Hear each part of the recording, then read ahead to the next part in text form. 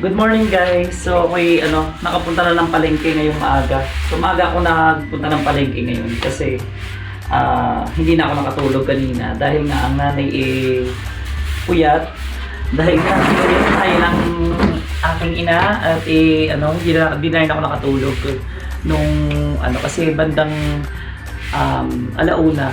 So tawag ang aking ina hanggang hanggang alas 3, no. So hanggang nung 2:40 hanggang sa mag alas 3 yun. So doon lang siya nakatulog ng alas 3 ng umaga. So ako naman hindi na nakatulog hanggang ngayon. At ginawa ko, pumunta na lang ako ng maaga sa palengke.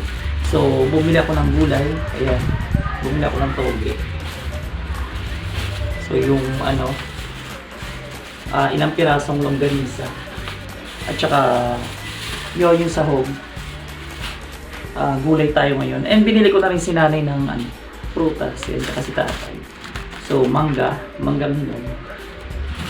And itong tawag doon, yung pakwan. So yun, bumili ako nito. 50 pesos ang isang yung isang slice na ganito kalaki. So 50 pesos siya. Bumili na rin ako and bawang. Yun ang wala ako, bawang. Kaya bumili na ako doon. And itong mangga, mura lang din siya. Apat na piraso is 125 pesos. So yun, nakabili na ako. So baliktad ngayon.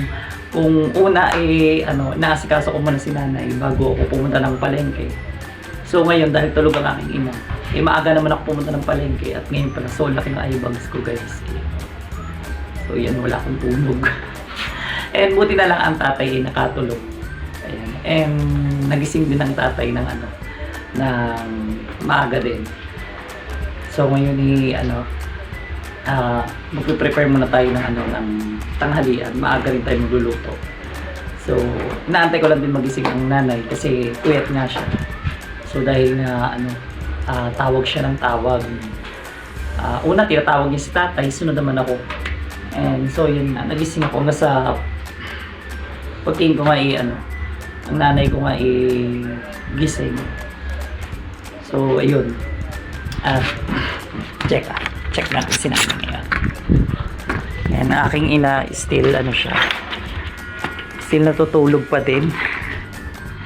Ayan yan ang aking baby, oh. Tulog na tulog pa rin siya. So puyat siya guys dahil nga hindi kami pinatulog ng tatay. So yun, ang aking ama naman ito. Hello guys, kumusta kayo dyan? So yun, si tatay maaga nagwalis-walis na rito. And Friday ngayon, maraming mga namimili ngayon sa palengke dito sa amin. Pag every Friday. Yan. Ngayon po yung palengke day.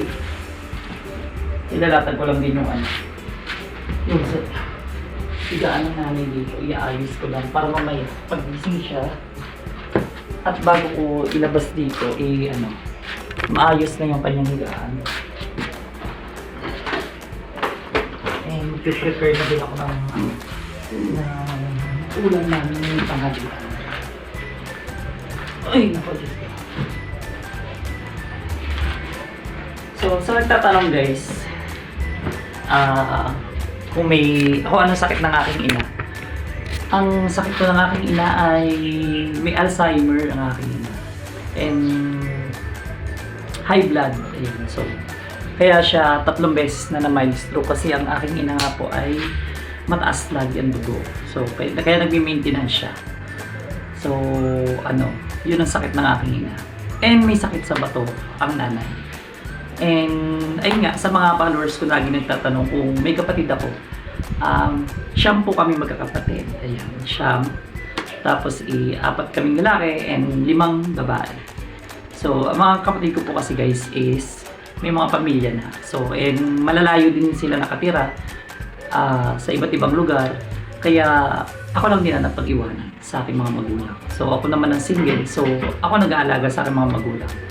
So, bali 3 lang kami na nandito. So, yun, magpe-prepare muna ako guys ng ng mga ulam ngayon, mga lulutuin. So yun. Ito itatabi ko lang para mamaya pagising ni nanay, mag-aalmusal muna siya, and then after nun papakainin ko na rin siya ng prutas siguro para lumakas-lakas siya. And i-update ko na lang kayo mamaya.